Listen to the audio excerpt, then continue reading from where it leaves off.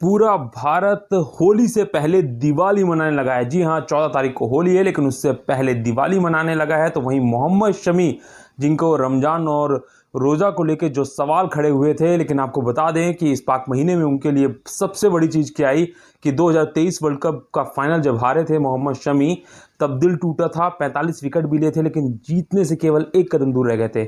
लेकिन अपने जीवन का पहला आईसीसी टूर्नामेंट जीत लिया, और शायद ये अगर देखा जाए तो उस हिसाब से आखिरी आईसीसी टूर्नामेंट भी हो सकता है मोहम्मद शमी के लिए, क्योंकि उनकी जिस तरीके से एज और अब चोटें हैं वो शायद मुश्किल कर दें उनको 2027 का वर्ल्ड कप खेलने से। और T20 वर्ल्ड कप तो हम जान ही चुके हैं कि शमी लगभग बाहर होंगे। ऐसे में कहा सकता है कि सारी चीज़ों का जो प्रभाव था वो तो अब साफ दिख गया कि टीम इंडिया जीत गई। लेकिन पाकिस्तान कितना जल रहा है ये हम इस चीज़ से समझ सकते हैं कि पाकिस्तान का टूर्नामेंट दुबई में, चलिए पहले से हो गया था, जबकि हाइब्रिड मॉडल पे अगर भारत पहुंचा तो वो दुबई में मैचेस खेले जाएंगे। लेकिन ये कहीं फाइनल नहीं हुआ था कि पाकिस्तान क्रिकेट बोर्ड से एक भी इंसान, क्योंकि अगर होस्ट नेशन है तो कोशिश ये होती है कि उस होस्ट नेशन का कोई ना कोई हम ये कह सकते हैं जो ऑफिशिएट होता है, बंदा होता है, वो दिखता है।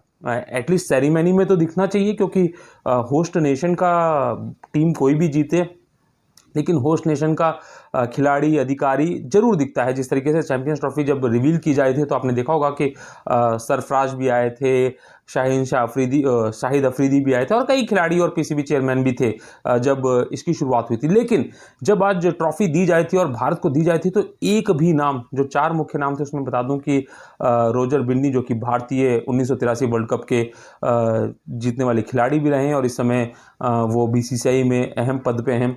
जय शाह हम सब जानते हैं कि आईसीसी में बड़े पद पे हैं, चेयरमैन हैं।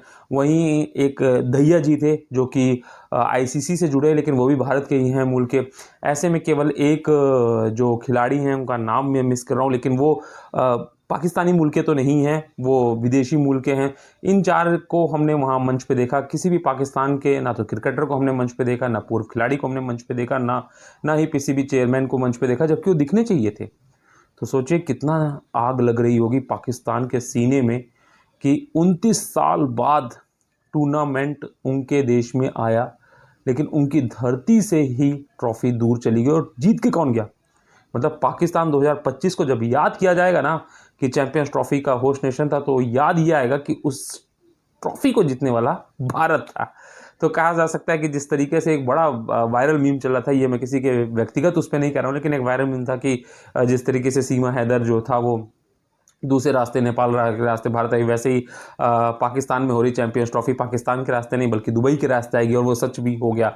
तो ऐसे में कहा सकता है कि पाकिस्तान का आज कोई नुमाइंदा दिखा नहीं। हालांकि क्रिकेट के दृष्टिकोण से अगर मैं बतौर एक मैं ये कह सकता हूँ कि एनालिस्ट देखूँ या फिर एक फ़ैन के रूप में देखूँ, तो क्रिकेट के रूप से ये अच्छा नहीं है, क्योंकि दोस्ती दुश्मनी युद्ध में समझ में आती है, लेकिन मैदान पे समझ में आती है। लेकिन ऐसे टूर्नामेंट जब होस्ट हो रहे हैं तो आपको वहाँ होना चाहिए। जब आपने हाइब्रिड मॉडल पे तैयार किया तो दिक्कत क्या थी? भारत जीतता या न्यूजीलैंड जीतता, आपको वहाँ होना चाहिए था। और अगर आप भारत को ट्रॉफी दे भी रहे थे तो समस्या क्या थी? क्योंकि जीतता तो क्रिकेट ही ना, और एक अच्छा मैसेज भी जाता। लेकिन पीसीबी ने ऐसा कुछ करना नहीं चाहो, साथ में आईसीसी के लिए भी मुश्किलें खड़ी कर दी। क्योंकि आपको बता दूं वैसे भी क्रिकेट 10 से 12 देशों में ही मुख्यतः खेला जाता है। हालांकि एसोसिएट नेशंस कई सारे हैं, लेकिन फिर भी मुख्यतः 8 से 10 देशों में खेला जाता है। ऐसे में अगर ऐसी क्रेडिबिलिटी भारत पाकिस्तान में रहेगी कि होस्ट नेशन का ही कोई नुमाइंदा वहाँ पे ना दिखे, तो आप समझ सकते हैं कि कितनी बड़ी दुर्दशा क्रिकेट की आगे भविष्य में चल सकती है। क्योंकि ऐसे ही तो इंग्लैंड और ऑस्ट्रेलिया के बीच में भी है फाइट, तो ऐसे में नहीं हो सकता। तो क्या कहेंगे आप? कमेंट बॉक्स में बताइए। लेकिन जिस तरीके से पाकिस्तान की जली है ना, वो तो देखने लायक है।